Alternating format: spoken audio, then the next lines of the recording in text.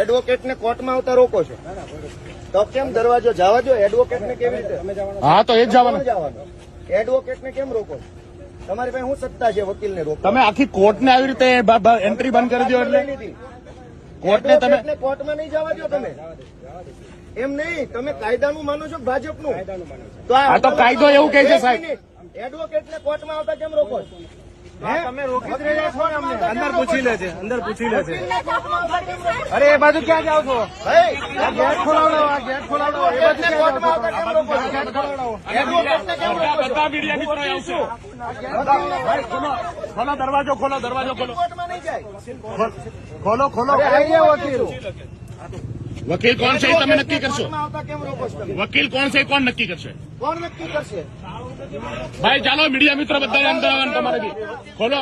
વકીલને અદાલતમાં જતા રોકો છો. કોર્ટ બાંધમાં લઈ લીધી લાગે સરકારે. કોર્ટમાં વેચાતી લઈ લીધી. ખાનગી વાતો બંધ કરો.